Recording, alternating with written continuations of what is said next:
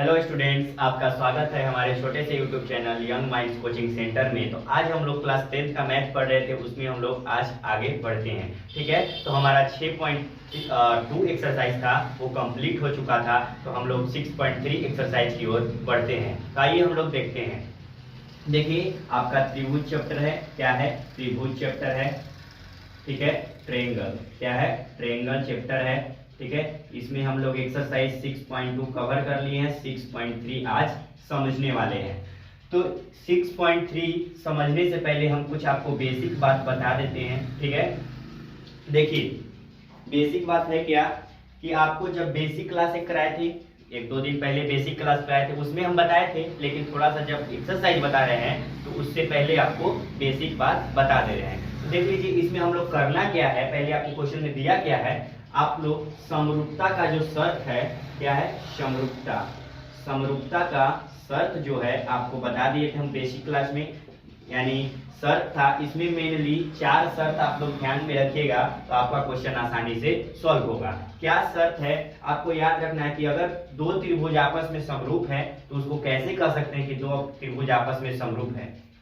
ऐसे पहला कह सकते हैं एंगल एंगल समरूपता से। एंगल एंगल समरूपता से कह सकते हैं कि दो त्रिभुज आपस में समरूप है। यानी कोण कोण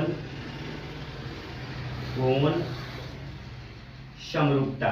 कोण कोण समरूपता यानी दो त्रिभुज अगर दिया है, देख लीजिए, मान लीजिए दो त्रिभुज है।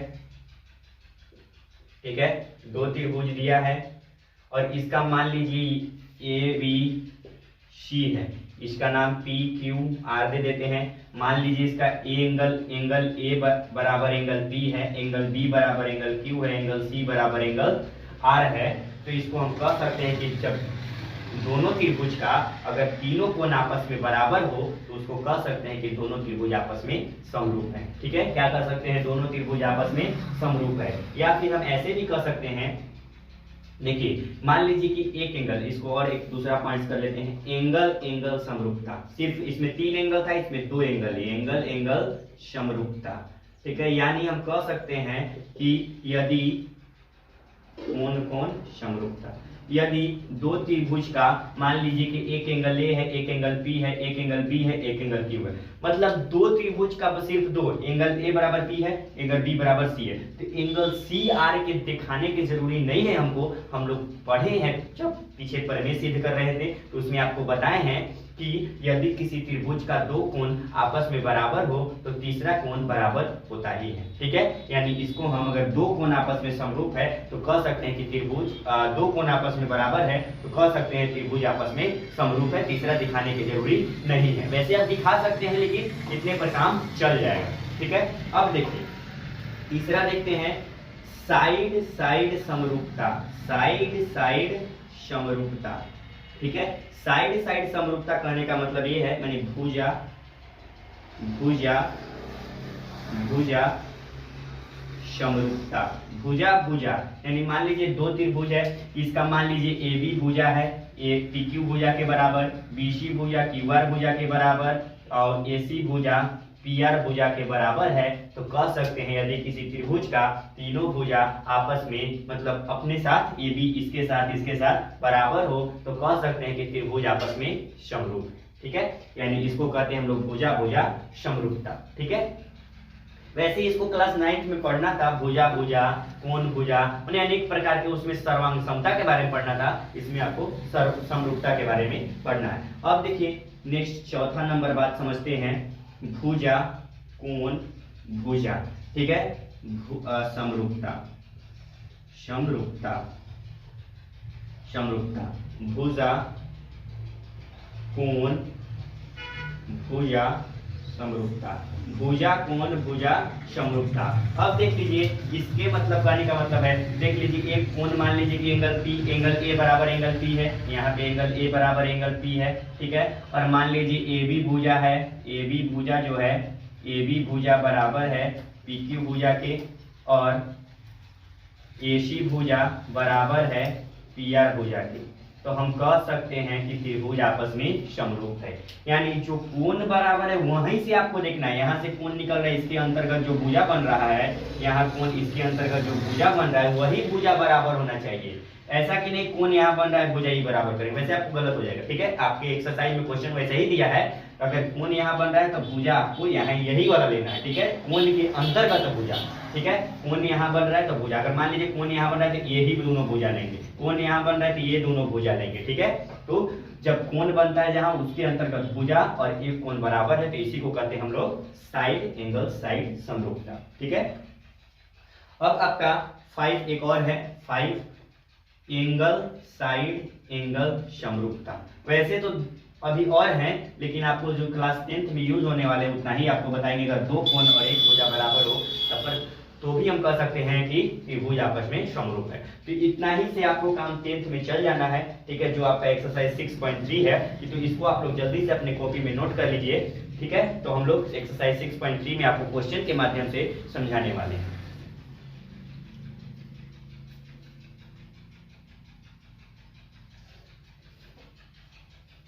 तो आई होप आप लोग इसको नोट कर लिए होंगे। तो हम लोग इसको हटा देते हैं और हम लोग क्वेश्चन के माध्यम से समझते हैं समरूपता के बारे में, समरूपता के शर्त के बारे में। और VBI है, इसको आप समझ लीजिएगा, त्रिभुज चैप्टर एकदम आसान चैप्टर है। ठीक है, और प्रमेय जितना अभी तक हम सिद्ध करवाए हैं उसको जितना से जितना ज़्यादा प्रैक्टिस कीजिए, आप लोग घर बैठकर प्रैक्टिस कीजिए तो आपका क्लियर हो जाएगा। देख लीजिए क्वेश्चन जो है 6.3 में फर्स्ट नंबर क्वेश्चन आपका कह रहा है कि दो त्रिभुज दिया हुआ है। ठीक है, इसमें आपको दिखाना है कि समरूप त्रिभुज है कि नहीं। यानी दो त्रिभुज दिया हुआ है, बस पूछ रहा है कि त्रिभुज समरूप है कि नहीं। अगर समरूप है तो किस कसौटी से समरूप है ये आपको पूछ रहा है। मतलब जो आपको शर्त बताया उसमें से किस शर्त के लिए वो समरूप है।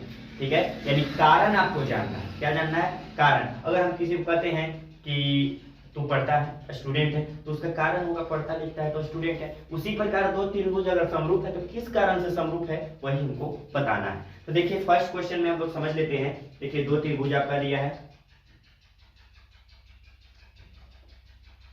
इसका नाम है बाबू PQR।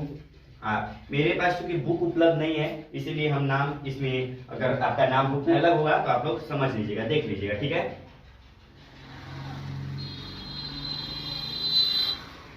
इसका नाम ABC। ठीक है, देख लीजिए ये कोण दिया है आपका 60 डिग्री, ये कोण दिया है आपका 60 डिग्री, ये कोण दिया है 80 डिग्री और ये भी कोण दिया है 80 डिग्री। ठीक है, और ये कोण दिया है 40 डिग्री दिया है, 40 डिग्री दिया है और ये कोण दिया है 40 डिग्री। तो पूछ रहा है कि यार दोनों त्रिभुज आपस में समरूप हैं, यही पूछ रहा है। तो देख लीजिए यहाँ पे हम लिख देते हैं। ठीक है, यहाँ पे देखिए एंगल P बराबर एंगल A के है। ठीक है, कितना डिग्री है? 60 डिग्री है। ठीक है, एंगल Q बराबर एंगल B के है, कितना डिग्री है? 80 डिग्री है। एंगल R बराबर एंगल C के है, कितना डिग्री है? 40 डिग्री है। यानी दोनों त्रिभुज का एंगल सब समान है। ठीक है, यानी कह सकते हैं कि त्रिभुज PQR समरूप है त्रिभुज ABC के। कैसे हो गया? यहाँ कसौटी लिख देते हैं हम लोग, कसौटी जो आपके बुक में कह रहा है। यानी कैसे हो गया? एंगल समरूपता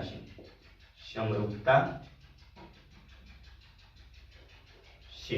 तो यही आपका क्वेश्चन है आपके एक्सरसाइज में।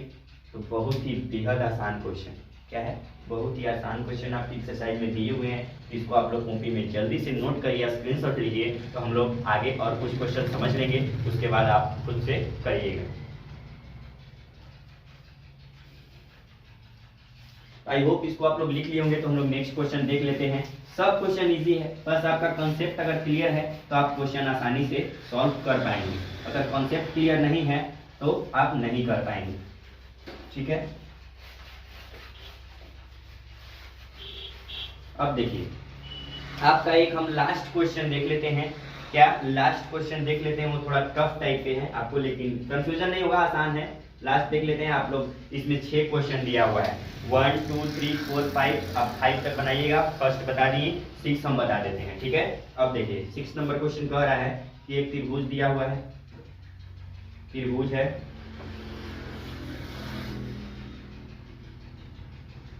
ये देखिए आपका त्रिभुज है, इसका नाम दे देते हैं डी ई एफ, एक त्रिभुज है, ठीक है। एक और त्रिभुज है, इसका नाम दे देते हैं पी क्यू आर, दिया हुआ है बुक में, ठीक है। आप लोग बुक और कॉपी पेन लेकर बैठिए साथ में। 70 डिग्री दिया हुआ है, 80 है, ठीक है। और इसमें ये देखिए 80 डिग्री दिया हुआ है और ये 30 है, ठीक है। तो पूछ रहा है कि क्या दोनों त्रिभुज आपस में समरूप है।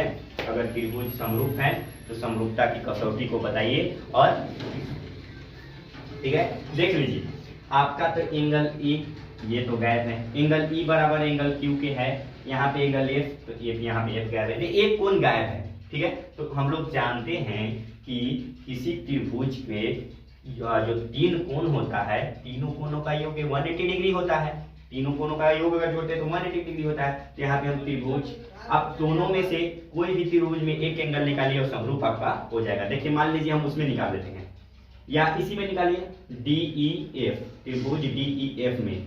तो आप जानते हैं त्रिभुज के तीनों कोणों का योग कितना होता है, 180 डिग्री होता है, इज इक्वल टू 180 डिग्री, ठीक है। तो देखिए डी का मान दिया है 70 डिग्री, ठीक है, और प्लस में ई का मान 80 डिग्री दिया हुआ है, तो प्लस एंगल एफ आप निकाल लीजिए 180 डिग्री, ठीक है। अब देखिए 70 प्लस इसको जोड़िए तो कितना हो जाएगा आपका 8 0 और 8 7 15, 150 हो जाएगा, plus angle F is equal to 180 degree हो जाएगा। अब देखिए एंगल एफ का मान निकालना है, तो 180 डिग्री में से आप 150 घटा दीजिए, कितना घटा दीजिए तो आपका कितना बचेगा 30 डिग्री। इसका मान कितना आ गया जी, 30 डिग्री आ गया। अब देखिए हम लोग तो वैसे तीनों कोण निकाल सकते हैं, लेकिन 3 कोण निकालने की जरूरी नहीं है। देख लीजिए अब यहाँ पे एंगल जो है, एंगल ई बराबर एंगल क्यू के कितना 80 डिग्री है, ठीक है। अब देखिए यहाँ पे एंगल एफ बराबर एंगल आर के कितना 30 डिग्री है। तो हम लोग जानते हैं कि त्रिभुज का 2 कोण आपस में बराबर हो तो त्रिभुज को समरूप हो जाता है। यहाँ पे लिख सकते हैं कि त्रिभुज डी ई एफ समरूप है त्रिभुज पी क्यू आर के, क्या है, समरूप है त्रिभुज पी क्यू आर के। कैसे, तो यहाँ पे कसौटी लिख देते हैं, कसौटी एंगल समरूपता से, एंगल समरूपता से, ठीक है, एंगल समरूपता से। तो ये आपका फर्स्ट क्वेश्चन कंप्लीट हो गया और इसको भी आप लिख लीजिए या स्क्रीनशॉट ले लीजिए, ठीक है। तो आज हम इतना ही रहने देते हैं, ठीक है। ज़्यादा बड़ा वीडियो नहीं बनाना चाहते हैं क्योंकि ज़्यादा बड़ा वीडियो रहता है तो उसमें मतलब देखते हैं कि अरे इतना बड़ा वीडियो है, छोड़ देते हैं आधे पर से, ठीक है। इसीलिए हम छोटा छोटा वीडियो के माध्यम से आपको समझाना चाहते हैं धीरे धीरे। अगर इसको आप लोग लिख लीजिए, ठीक है। और अगर हमारे चैनल पर आप नए हैं तो प्लीज़ चैनल को सब्सक्राइब कर लीजिए अगर वीडियो अच्छा लगता है तो, और कमेंट बॉक्स में लिख कर बताइए कि वीडियो हमारा आपको कैसा लगता है, ठीक है। और अदर भी जो और भी एक्सरसाइज है, जो आपका क्वेश्चन है, उसका लिंक हमारे डिस्क्रिप्शन बॉक्स में दिया हुआ है, उस पर आप क्लिक करिए और प्लेलिस्ट बना है उसमें जाइए, क्लास 10th का और भी जो चैप्टर है उसका वीडियो आपके दिया हुआ है, तो उससे आप हेल्प ले सकते हैं। तो आज के लिए इतना ही रहने देते हैं, मिलते हैं नेक्स्ट क्लास में। जय हिंद, जय भारत।